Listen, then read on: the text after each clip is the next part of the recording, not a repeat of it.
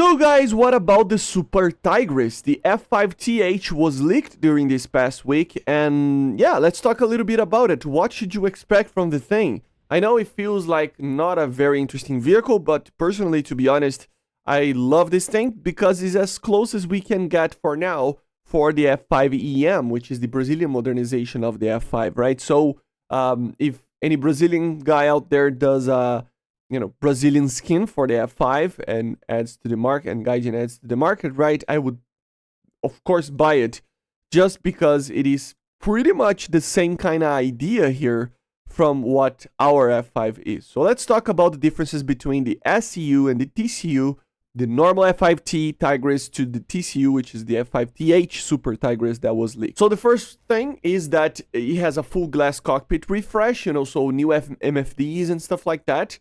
The cockpit is a little bit redesigned, and mainly it has the integration of the M2032 multimode radar. This is a proper pull-stop radar, something that, of course, the T model, the SCU and the FCU, they didn't get it. They use the normal APG 159, right? So now we finally have a pull-stop radar, a properly, good looking down radar, which is great. And it has, of course, a data link system integrated to it.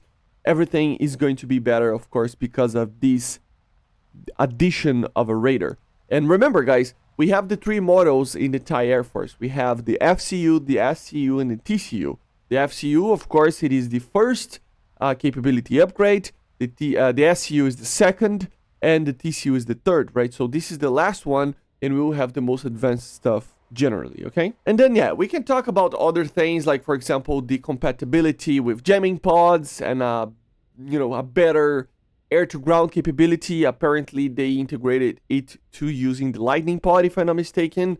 Overall, it would be, of course, a whole new aircraft on that regard as well. But the main thing is, of course, missiles, weapons, right? So what do they actually use on those? So the cool part is that it actually finally can use a BVR missile. And the missile that they actually use on this thing is the Derby, just like our F5. That's why I like it so much, right?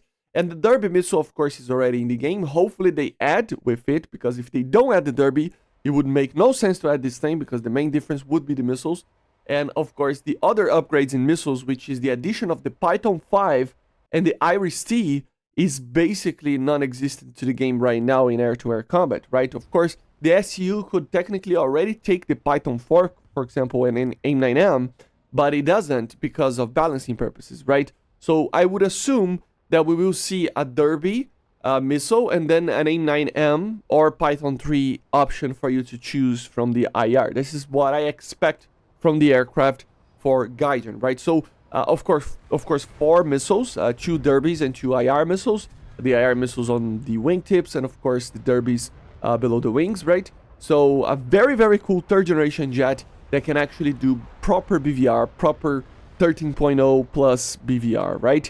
And of course, like I said, guys, guided air to ground as well, of course, with the lightning pod. This is the 3 model, if I'm not mistaken. With laser guided bombs and stuff, so that could be a very cool addition to it. So although, yes, guys, it is of course a vehicle that is already, had already plenty of those being added to that tech tree, it would be very, very cool to see it, and it will be very cool to see it, because of course it's coming, just because it would probably be on the very least a 12.7 vehicle, I would assume. I don't know what the BR will be, and hopefully they add with the Derby, because if not, it's gonna be very boring. But yeah, 13.0, 12.7 BR, something like that, to be able to carry the Derby missile, right? So pull-stop radar, of course, it would still use the HMS from the SCU. It would still have the same RWR. So overall, of course, the aircraft is pretty much the same. It's just that it has a new radar, new weapons, and an overall more capable ability of doing air to ground. So that's why I think the TCU will be so cool. And yeah, it was leaked, which is amazing. Unfortunately, we didn't have a confirmation for it to be coming in this update yet.